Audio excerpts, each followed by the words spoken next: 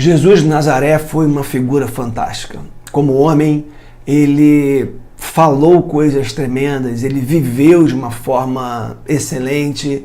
E é óbvio que a gente sabe que o que de melhor ele fez por nós foi morrer naquela cruz e ressuscitar ao terceiro dia, para que nós ressuscitássemos com ele também e pudéssemos ter vida eterna. Vida eterna que já começa aqui, vida eterna que é vida de qualidade, vida plena. Não é algo que nós vamos viver ainda no futuro, embora isso se potencializará um dia, ou venha se potencializar um dia, numa dimensão que nós não temos condições hoje de saber como isso vai ser. A mente humana finita não é capaz de conceber isso, mas o fato é que vai chegar um dia em que Jesus vai voltar para buscar a sua igreja e nós vamos subir com ele, como a Bíblia diz, e viveremos por toda a eternidade ao seu lado. Mas como homem, ele disse e fez coisas maravilhosas, coisas tremendas. E me impressiona a forma como Jesus, por exemplo, era assertivo naquilo que ele falava, na forma como ele confrontava seus opositores, da forma como ele dialogava, discutia, argumentava para com aqueles que o tempo todo tentavam pegá-lo. Para você ter uma ideia do que eu estou falando, quando a gente vai para o Evangelho de João, no capítulo 8, alguns judeus haviam crido em Jesus. Na verdade, eles haviam abraçado formalmente a religião, digamos assim. E aí Jesus vai começar a conversar com eles, eles vão argumentar que são filhos de Abraão, que não eram escravos. Jesus vai dizer, se vocês realmente crerem, vocês serão livres. Eles não entendem isso, se sentem ofendidos, porque como que filhos de Abraão poderiam ser escravos? Como que filhos de Deus, legítimos judeus, poderiam ser escravos? E Jesus vai conversando com eles, mas o verso 31 do capítulo 8 de João vai dizer assim: disse Jesus aos judeus que haviam crido nele: se vocês permanecerem firmes na minha palavra, verdadeiramente serão meus discípulos, e conhecerão a verdade, e a verdade os libertará. E no verso 44, dando um salto, o texto vai dizer assim: vocês, ele está se referindo ao mesmo público, vocês pertencem ao pai de vocês, o diabo, e querem realizar o desejo dele.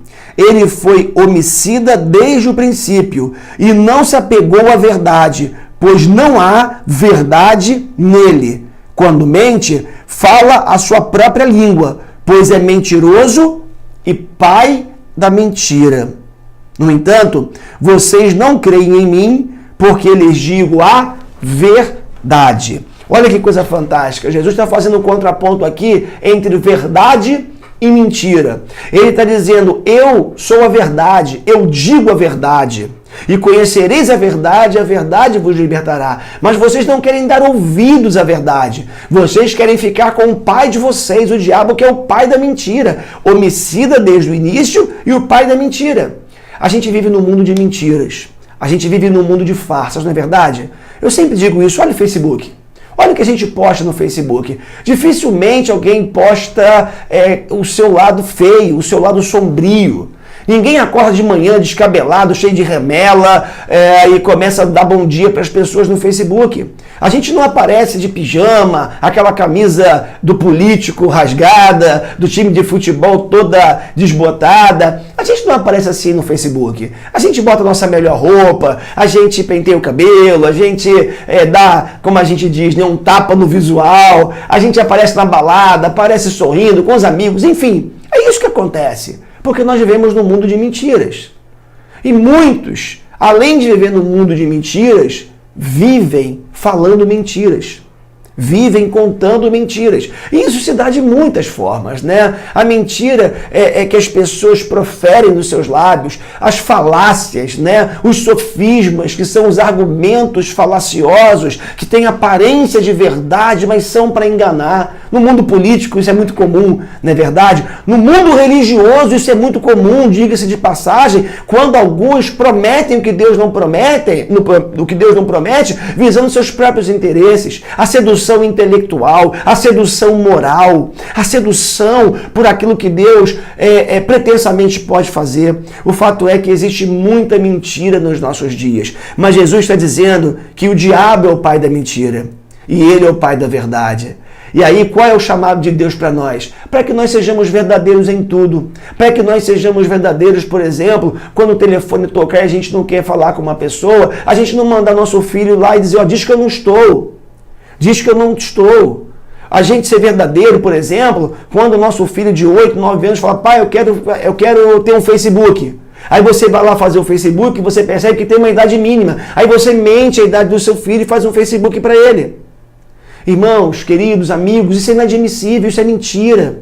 Nós não podemos ceder a isso. Nós não podemos ceder a esse apelo do pai da mentira. Nossos filhos estão vendo as nossas incoerências, nossos filhos estão percebendo o nosso estilo de vida mentiroso. Tem gente que vive o que não é. Tem gente que quer aparentar o tempo todo o que não é.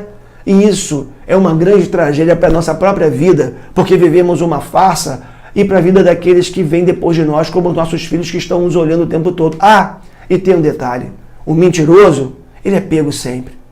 A Bíblia diz que um abismo chama outro abismo. Uma mentira chama outra mentira. Você tem que contar uma mentira maior para poder esconder uma mentira ou sustentar uma mentira menor.